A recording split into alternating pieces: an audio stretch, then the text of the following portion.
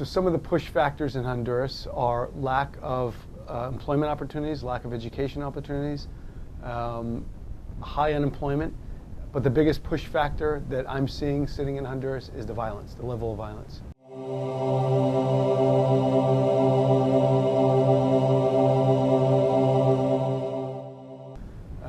Violence has affected every single community. Gangs have controlled some of these communities, and the youth are very much affected, since they're more than half of the population are under the age of 18. Okay, so what the gangs do in Honduras and how they were formed comes out of the civil wars in Central America during the 80s. Many of the Central Americans were refugees due to the civil wars, and they came into the United States. A lot of them went to LA, most of them went to Los Angeles in California, but a lot of them spread out into New Jersey, New York, some here in Philadelphia. And basically these they were unemployed going to the United States. They couldn't speak the language, and so they formed their own kind of groups. The Mexican gangs were already established in Los Angeles, so they created their own support group, and they turned into doing illicit activities as well in Los Angeles.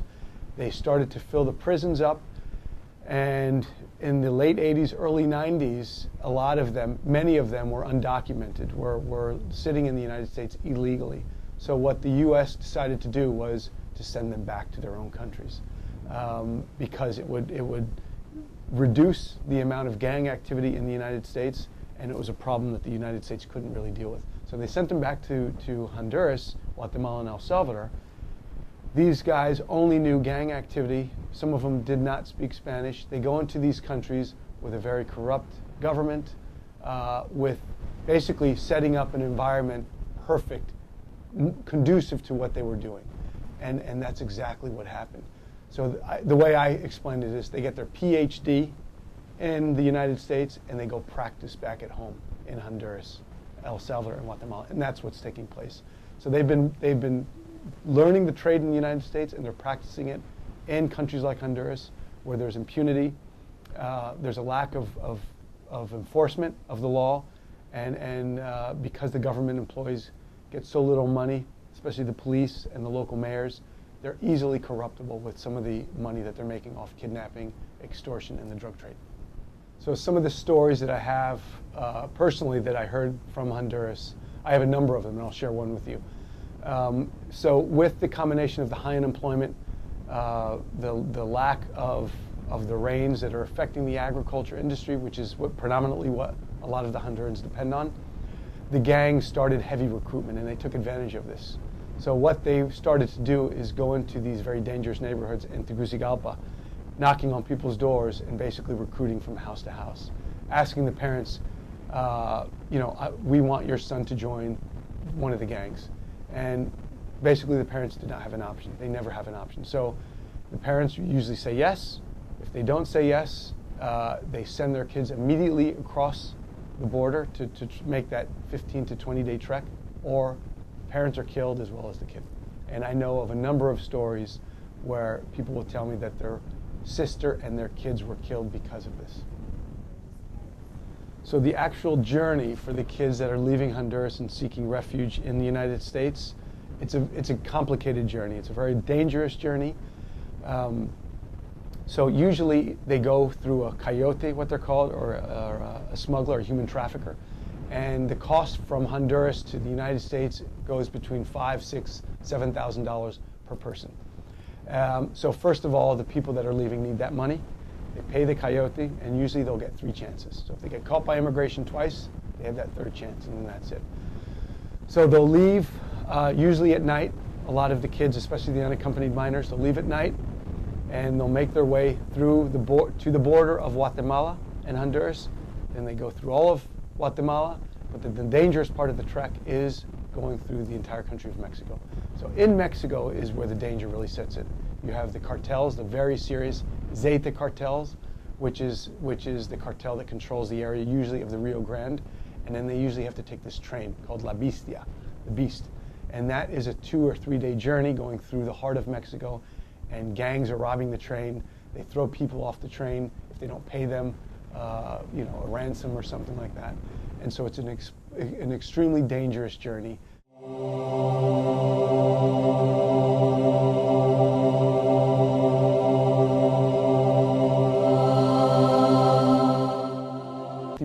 people make it to the United States, and even when they make it to the United States, they're not guaranteed freedom in the United States. They're usually accosted by immigration. Immigration keeps them in detention centers 8, 9, 10 months before a hearing, if they do have a hearing, but those are the lucky ones. The other ones don't make it. They get killed, they get caught up with the cartels, they get used as smugglers, and if they refuse, they're shot down right in cold blood.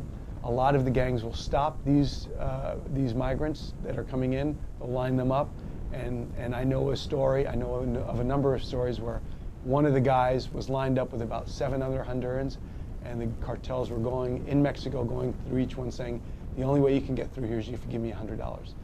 So he went to the first guy, asked for $100. He didn't have it. He shot him. Second guy, shot him. To this guy, luckily, this kid that told me his story had $100. He paid him, and they gave him 3 hours ahead to go, and they said, after that, we're going to start looking for you. So it's an extremely dangerous journey. Another story, I've talked to a number of parents that are saving the money to send their 15-year-old daughters, 16-year-old sons to take this journey. And I asked them, I said, well, why would you risk this journey? You know how dangerous it is. You know they may not make it. And many of the mothers say, I'd rather have this glimmer of hope of them making it to the United States rather than me see them being killed in front of me in their own country. So that's just the reality of what goes on. So I can tell you what's supposed to happen at the border. So immigration is supposed to take them and ask them questions, and they're supposed to ask them a series of questions to make sure they're not in harm's way. This, I don't think, takes place. They're put into detention centers. So many of the people crossing into the U.S. cross through the Rio Grande and come into Arizona and Texas. A lot of them have family members in the United States. So I think some of the immigration officers just let them go. Some of them send them back, and most of them are detained that make it to the United States. They're detained for a number of months. They're supposed to be issued a lawyer. A lot of them do not have legal representation. And then they're supposed to see a judge, and the judge is supposed to then hear their story through a lawyer and decide whether they have a case for asylum or not. Many, I think it's 1/3 of the kids have representation, legal representation, which is great because that's really the only way they can get asylum. But the other 2/3 are put in front of a judge, don't speak English, don't understand what's going on, and the judge doesn't want to hear their story, and they're sent back to Honduras. Many of them that are sent back are running from violence, are running from a threat, and I know of other stories that when they are sent back, they are killed immediately by the gangs that are looking for them. I know of a story of a young guy who made it 3 times to the United States, and each time he failed, he was denied asylum, and the 3rd time they sent him back, and he was killed 2 weeks later by a gang that was hunting him. So again, this is what happens.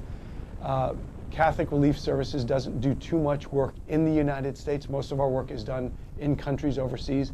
Catholic Charities is the one that does a lot of the work, the processing and the supporting of these migrants. So what students can do to help advocate for these migrants coming in, or these refugees as I call them, because the country has a homicide rate higher than any war in the country, in the world.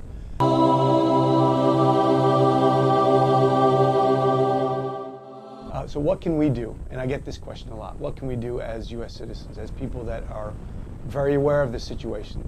What's the moral thing to do? Well, what I tell people to do and what I do when I come to the States, meet your local representatives, meet with them. You are their boss. You've elected them. You have the right to talk to them about how this is working, and get them to sign these bills. I mean, we're only going to make this immigration reform work if the system is there and these congressmen understand what's going on. So advocate, meet with your local senators, meet with your local representatives, and continue to do it. Knock on the door, knock on the door. Every time I'm back in the States, I meet with my local senators, I meet with local congressmen. I've testified in front of Congress in Washington, D.C., and I think we're finally starting to make things aware of what the situation is in Honduras and the rest of Central America. The challenge we have with the politicians here is that this is a war not taking place in the United States. People don't see what I'm describing. So the best thing we can do is share these stories, educate our local congressmen, our local senators, and tell these stories that I'm telling you right now. I think that's the best way to do it. Put a human face onto the stories. So some of the programs that are supporting these unaccompanied minors that are repatriating back into the United States, we have a couple of them. CRS is on the front lines, and we were one of the only non-governmental organizations working in this area. We work with the Scalabrini sisters in San Pedro Sula, which is where most of the unaccompanied minors with their family members were being flown back to Honduras. So we're providing shelter, beds for a couple of days, food, water, psychosocial support, counseling, money, transportation money to go back to where they're going. The problem is we don't have enough resources to hire case study workers, because this is the key. People are leaving for a reason. So when they come back in, we really have to find out if we're sending them back into harm's way, going back to the places where they live. So we're doing our best. We're working with the local government to try to find out, why they were escaping. And we're also, so the people that were caught in Mexico are not flown back. They're bused back in from Mexico. And so we also have a program through Covenant House in San Pedro Sula, where the bus stations are arriving, and we do the same thing at the bus stations.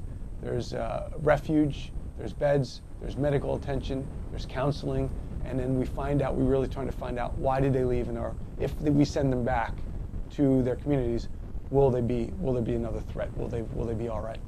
And so we're really supporting that. So that's kind of the emergency support that we're providing. We also have longer-term programs in Central America that work with youth at risk. So we're focusing on youth that are either out of school or out of work and providing them with job opportunities. It's basically a vocational training for 6 months. One of the big problems in Honduras, because there's so many youth, is the stigma attached to youth. When people see 3 or 4 kids on the corner, they assume that they're in gangs, which is just statistically that's not the case. So what we're trying to do is work together with the private sector, the local mayors, and getting these kids into the workforce. And it's been working. It's 90% of the kids that are in the program do get permanent employment after the program is ended. But again, we need funding to continue these things. In El Salvador, CRS is working directly with the gangs, and they have a lot of funding coming from the U.S. government supporting employment opportunities for gangs, getting them out of the gangs and getting them back into the mainstream, being welcomed back into their communities. These are youth, completely energetic, and they have a lot to offer their own countries. And so we're trying to really unleash this power in a positive way. So the violence, getting rid of the violence is only half the problem. We have to replace that with positive change. We have to replace that with something worthwhile that will keep Hondurans in their country. Many Hondurans, most of the rural Hondurans are farmers. They export coffee, they export tobacco, they export a lot of fruits and vegetables. So we really have to get them back into this economy and help these agricultural programs thrive. So that's something that we're doing as well. So some of the funding issues on advocacy, again, like you just asked me, some of the funding issues and how you can support some of these funds so these programs continue. The 3 presidents of El Salvador, Honduras, and Guatemala have come up with a proposal presented to Obama, what they're calling the Alliance for Prosperity. It's a $1 billion initiative that will help support the programs that I just described. 20% of it will go for anti-corruption, building the capacity of the local law enforcement, which is definitely important. We don't provide a lot of that support, but the other 80% will be for development assistance on the ground in Honduras, Mexico, El Salvador, and Guatemala, supporting these youth at risk, enforcing that some of these agricultural programs thrive. A big problem we're having now is this climate change. More and more of the rains are not as long as they used to be, and we're seeing drought much more. So a lot of the crops are dying off. So we're trying to support the farmers in the promotion of diversifying their crops, so they're not only monocrop dependent, where once that crop dies, their income is lost. So all of these programs with the youth at risk, with the workforce development, education, this is part of this Alliance for Prosperity $1 billion award. So what you all can do is have your local congressman, because this will only, the Obama administration is looking at this, and we're expecting that it's going to be presented in front of Congress any month. What you can do is talk about this and have your local congressman support this idea, because we do need funding to support this. This is a way of securing our borders, even though it's not physically in the United States. This is probably the best way. It's the cheapest way to do it.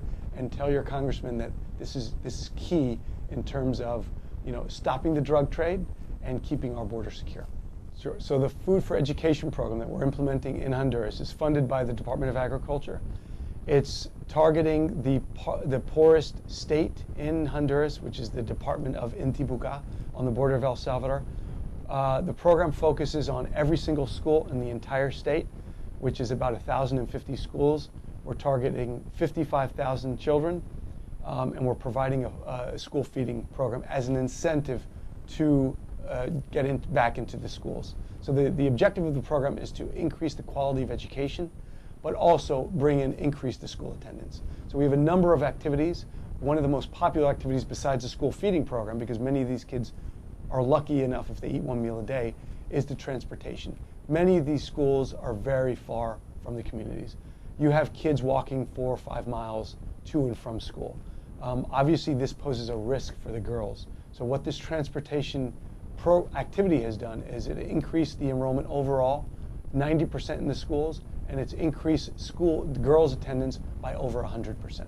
So this program works. We talk about this all the time with the local Ministry of Education. The Minister of Education in Honduras loves it. The President of Honduras has visited this program. He loves it. They would like to model this program in the entire country.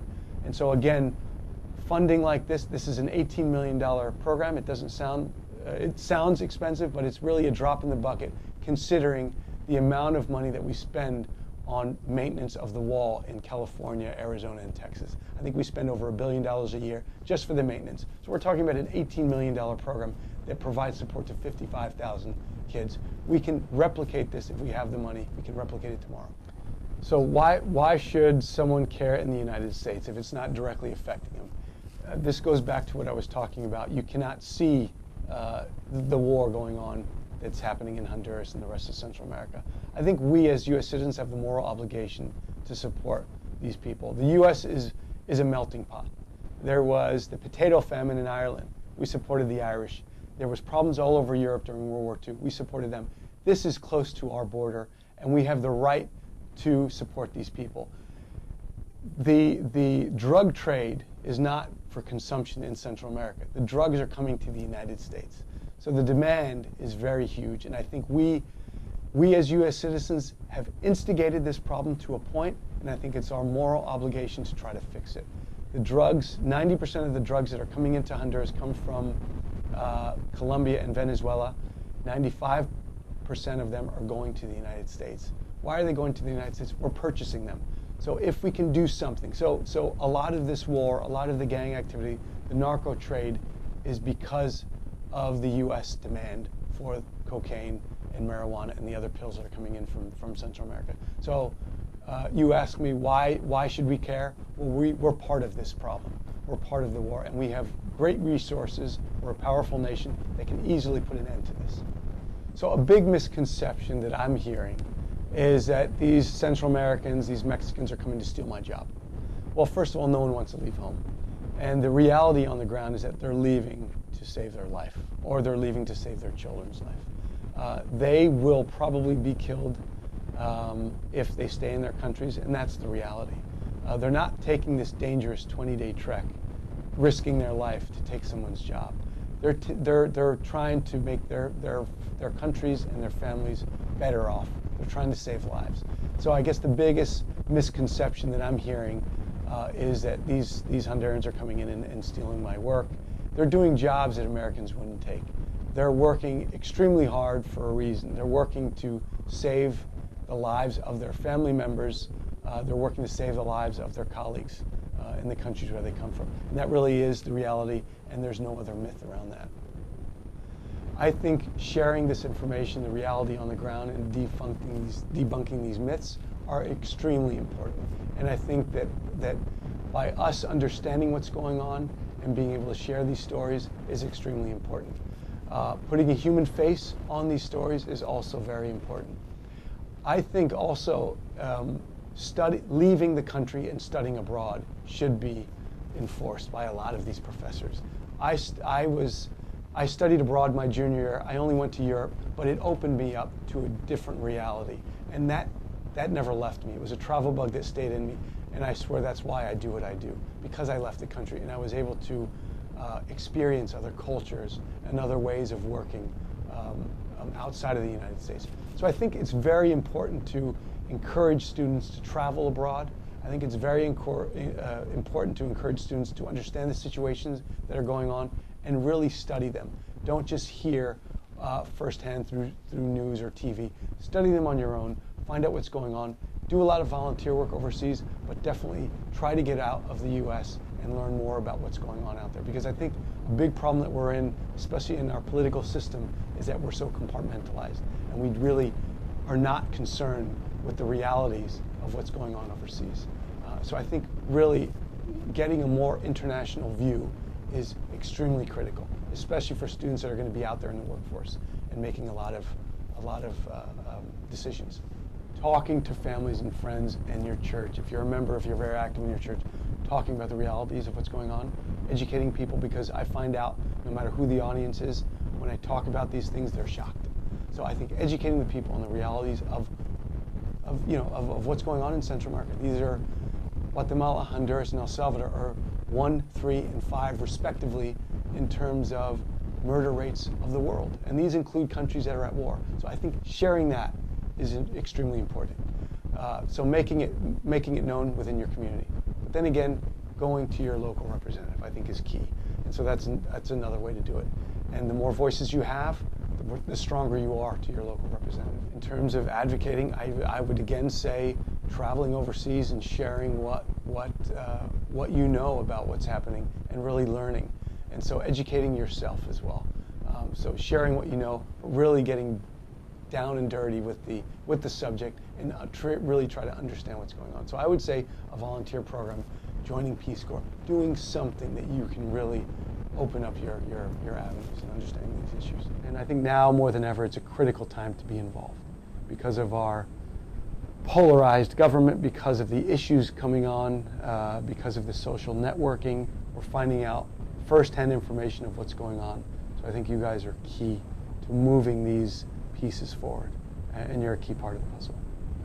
So I would like to thank you, the students, for taking on this very important issue and for taking time out of your schoolwork, out of your classroom, to talk about this, because you are the future, and this issue will not move anywhere outside of the countries in Central America or Mexico unless we have your buy-in and support. And you are all on the right path, and I sincerely thank you all for supporting us in this endeavor.